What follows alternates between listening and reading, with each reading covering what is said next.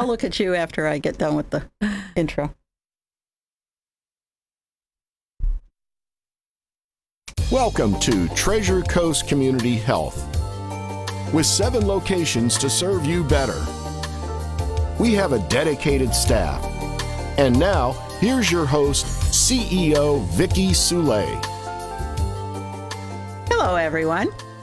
So glad you could join us today because I have one of my best long-term friends here in this community. Because Teresa Woodson, as a leader in the American Cancer Society, has really stepped to the front and come up with some creative ideas. I know you've heard their ads already on the radio saying that cancer never stops, but we have to keep going. So I thought I'd ask Teresa to give us a little more background about what exactly does that mean? You can't get it all off of a commercial. This is so true. Well, so my job with the American Cancer Society in Vero Beach is, and throughout the Treasure Coast, is to engage the community and to help us as an American Cancer Society to lead the fight against cancer, which means funding research, responding to the needs of patients, helping them with access to care. Having a 24/7 800 number. Invaluable. Real people answering it every minute of every day. All of that. So all of that is supported, 100% in small communities and large communities across the country, and we are no exception to that. So in walks COVID-19, and that has really changed a lot of things for us. So normally this time of the year, we are feverishly putting together all of the last minute logistics and begging for every bottle of water and juice and bagel in town to take care of crowds of, usually about 4,000 in each one of our 3 Treasure Coast communities. Well, all the participants are thinking about what they're going to wear as a team. Oh, yes. And that's a big thing. It really is. It's a real thing. It's a real thing. If you have never been to the walk, it's an amazing event of camaraderie and single focus, but there is sort of a circusy feel to it at times. Well, because it's a big celebration, and honestly, while we're not winning every individual battle with breast cancer, we have made remarkable strides. Absolutely. When you said that it helps with research, how many Nobel Peace Prize winners have come out of research in ACS? So we are at 39 now. Wow.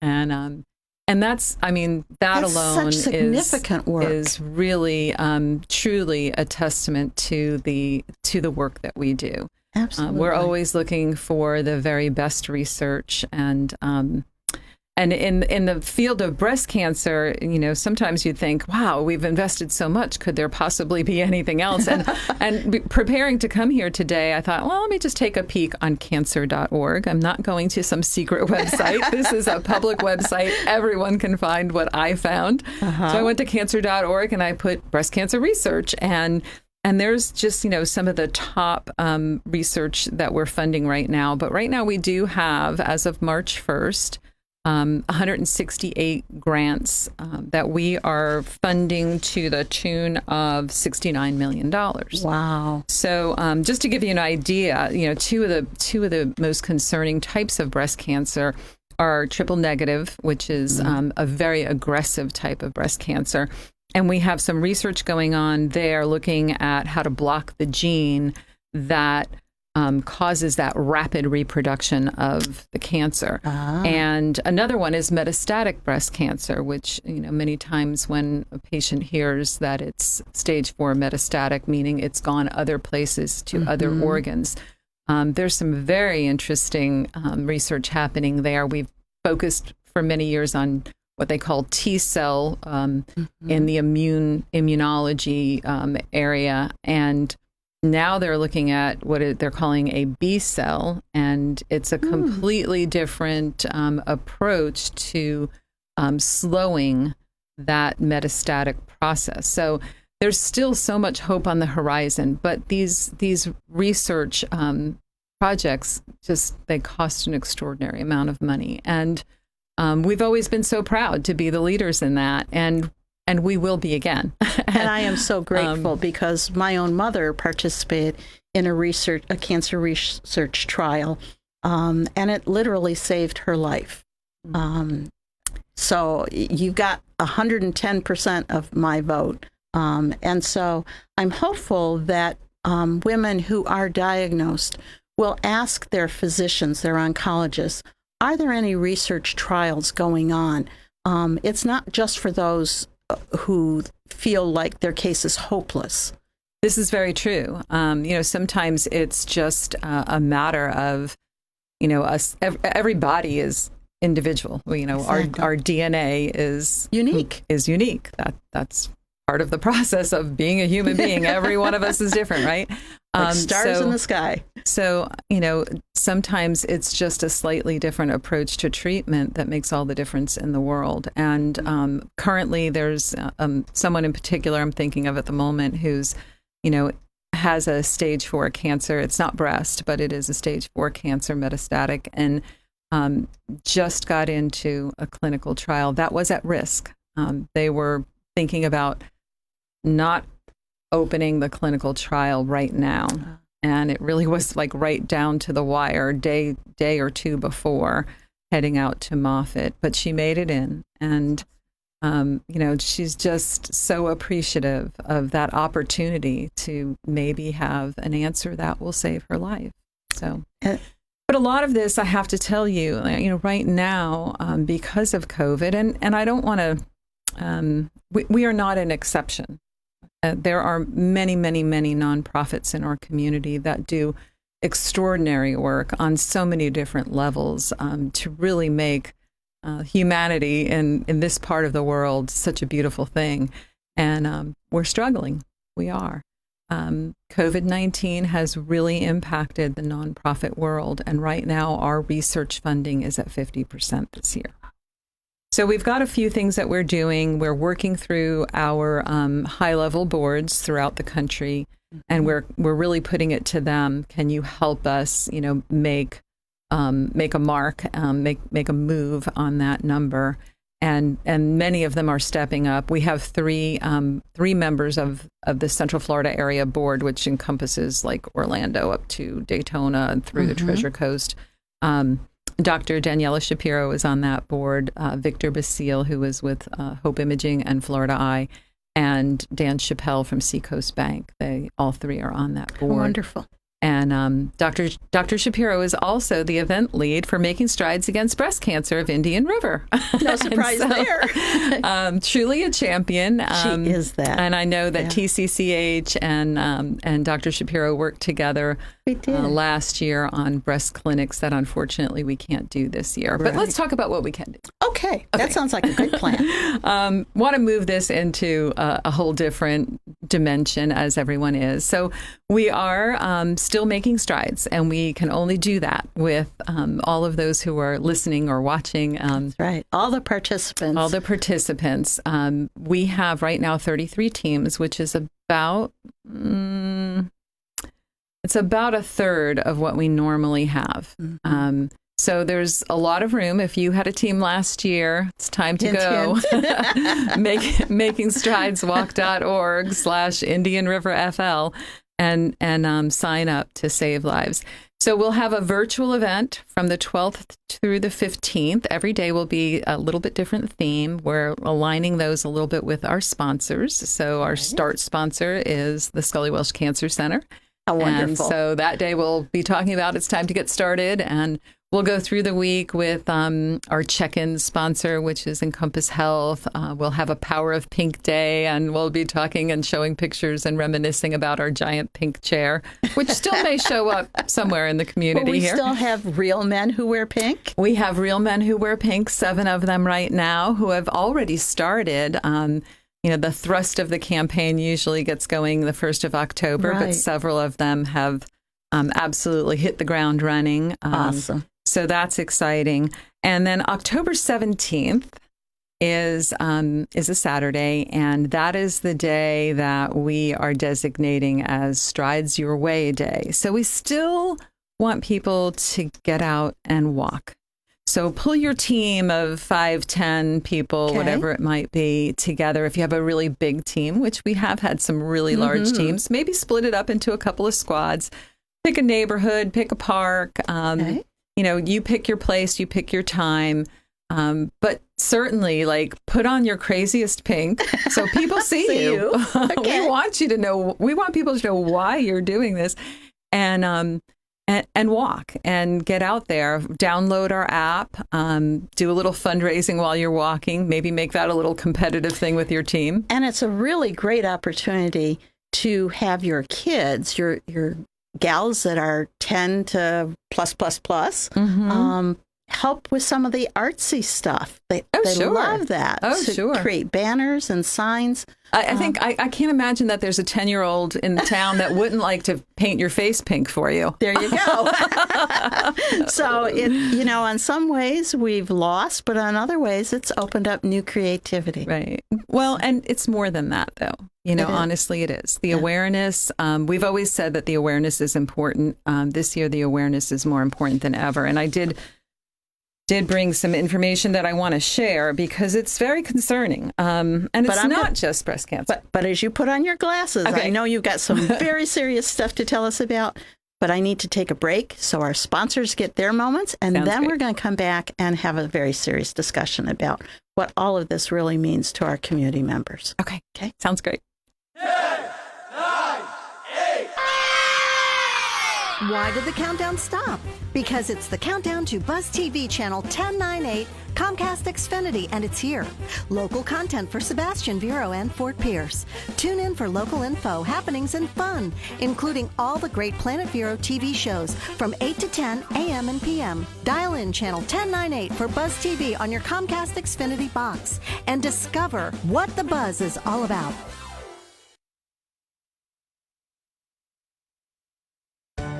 For the latest in custom cataract surgery, visit board-certified ophthalmic surgeon Dr. Stephen Tate at New Vision Eye Center. Dr. Tate is an anterior segment surgeon who specializes in custom cataract surgery. Make the move to New Vision Eye Center and Dr. Stephen Tate. He offers advanced technology lenses which provide optimal visual outcomes, including the trifocal lens. Call 772-257-8700 or visit newvisioneyecenter.com.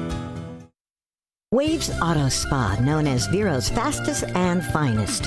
A car wash known for their quality equipment and attention to detail by a friendly and courteous staff.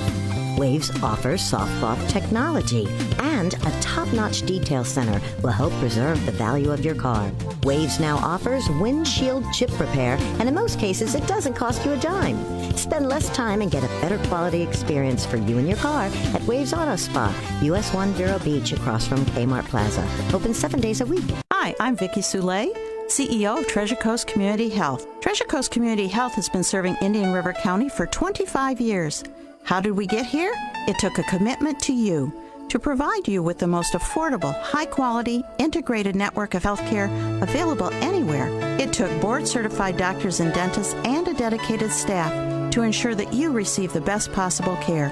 It took more locations to meet the need, and now TCCH has 7 locations, with the latest one conveniently located down the street from Cleveland Clinic Indian River Hospital. Our services are available to everyone, whether insured or not. And at TCCH, no one gets turned away due to an inability to pay.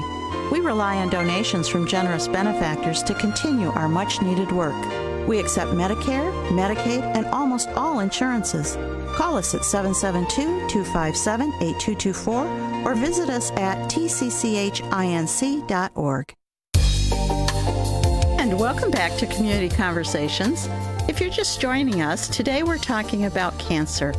October's right around the corner, and many of us think about breast cancer awareness being in October, but Teresa Woodson is the administrator for our local ACS office, and so Teresa's going to tell us a little bit more than just about breast cancer, because the reality is that our life kind of shut down at the end of March in many ways, and certainly getting viable health care is no exception. Everyone dutifully stayed at home, but as Teresa has pointed out, cancer doesn't stop. So if you had a very small lesion starting during those days and have not been in to see a physician, you really, really need to, okay? Not just for where it might be based on your history genetically or family or previous exposures yourself to a cancer scare, but the reality is that there are many screening tests available, and it's always easier to cure cancer at the earliest stages, not midway in the journey. So welcome back.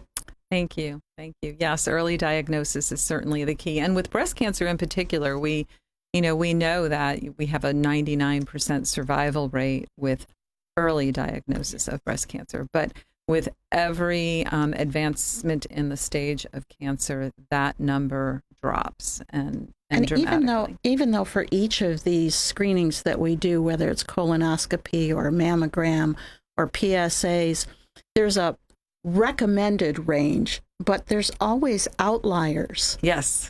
Before the range and sometimes after that recommended range. So don't hang your hat just on that. Right. Absolutely. I mean, when we talk about screening and screening guidelines, they're just that, guidelines. Always the most important thing, I think, always is to know your body and know when something's not right, and then do something about that. The most important thing. Right. Do something. Do something. So, but I do want to share, because this really, I think, illustrates, a more concerning, I mean, yes, the fundraising is very concerning, but even more concerning is the impact on human life. So when we were faced with shutdowns and that non-essential medical care, all of that was canceled and shut down starting in, I think, about mid-March. So I have two different sets of numbers. The first one is just from the end of April, the week ending April 10th. Comparing it to February, compared to February of 2020. So just in that short time. Okay. So mammograms, there was an 87% drop in mammograms during that time, 83% for pap smears, 90% for colonoscopies, 39% for CT scans, which is so instrumental in diagnosing lung cancer early. And holy cow, are we seeing such, I mean, I wish that had been a protocol when my dad was, facing lung cancer. If it had been caught sooner, maybe he'd still be here. And then PSA tests at 60%. But the next one is just really for a 3-month period that started in March and went through the through the beginning of June, which was essentially that shutdown period. So in that time period, for mammography alone, 7.2 million mammograms were not conducted across the country.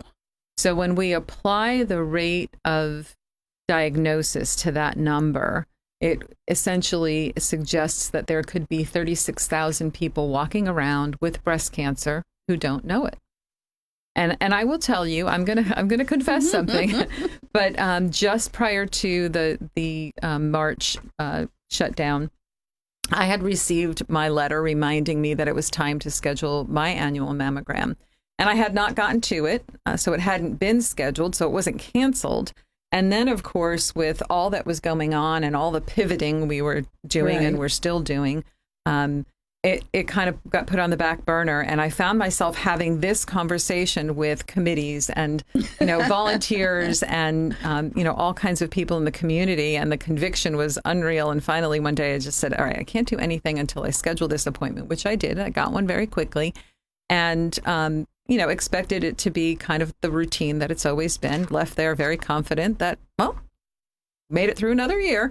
And the next day I got a phone call and I was invited back for an ultrasound, for an additional ultrasound. So there's a little something that is being watched. It's unremarkable at this time. Good. But so glad to hear that. But, that's March till now. If I had waited a whole year, what could that mean? Exactly. And so I really, I can't emphasize it enough. If you were due for any of these screenings, whether it was a mammogram, a pap smear, a PSA test, a a colonoscopy, all of those things. Medical care is back to business. We are, and it definitely these are life-saving tests, without a doubt. Wow. So put on your pink tutus and your crazy pink war paint and your, hot pink shoelaces and get out in the community and make people look at you. Be that crazy person and maybe carry a sign that says, get your mammo. It matters. It does matter. So. It's so much better to get it up front. And, when we start assembling our teams, the first thing we hear normally is, well, what day is it? Oh, I don't know if I can do it that day because Johnny and, I and blah, blah, blah, blah, blah. So this gives you the personal freedom to do whatever is best for your team. But it also, the second objection is always, well, these are really tough times for me. And we always tell our team members that it's not the quantity, it's the effort. It's a couple of bucks is better than nothing because they all add up. Well, and I will tell you that, our committee was extremely sensitive when we first started, committee meetings in March and April and even May were really difficult because the committee was like, I don't know. I don't feel comfortable. People are hurting. And right. They're trying to put food on the table. And there are people who are hurting. And certainly we don't want to take anything away from those. Right. So we had many, many discussions about this. And, and it boils down to this. Very first words out of the mouth are, give if you can. And if you can, give what you can. And to just show that honest concern and respect. We, as humans, we haven't really been in touch with a lot of people lately because of this situation. So we don't necessarily know what's been going on in people's lives and their extended families and friends. So we always suggest that people do that first, kind of a little bit of a check-in.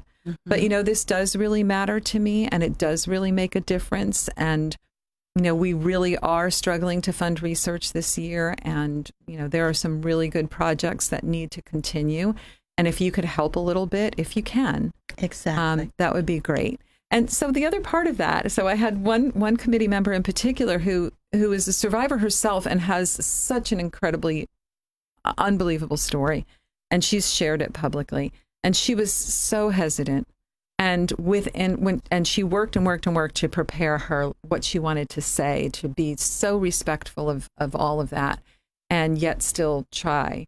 And she was blown away. Within less than 2 weeks, she had over $1,000. I checked her page today. She's over $2,000 just herself. But that's not even a team. That's just her. Wow. So, I think the other thing we're seeing is that there are some people who are not financially impacted in a horrible way, except that maybe their finances are impacted in that they're not spending as much on entertainment. They didn't go on a vacation this year. So maybe they do have an extra $10 bill or $20 bill. Exactly. And it's always an opportunity to tell your story. We have a lot of survivors here. And just having them being willing to share what a difference it made. I will go on record. The first lap that I did at Relay for Life after my cancer diagnosis, I could hardly get around physically because I was under treatment. But, I was crying the whole time because so many people care. And we live in a caring community. So I hope that everyone who's listening to this will be able to talk to others about it, regardless of whether it results in phenomenally large amounts or not.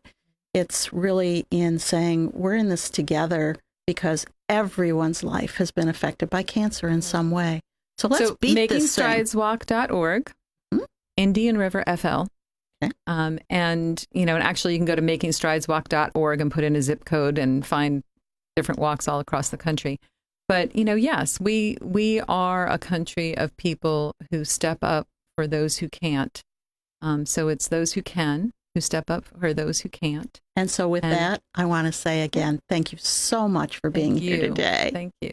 It's wonderful hearing from you, Teresa. And heaven knows I want this to be an outright success for Indian River County. So don't disappoint, and we'll talk to you next week. Thank you.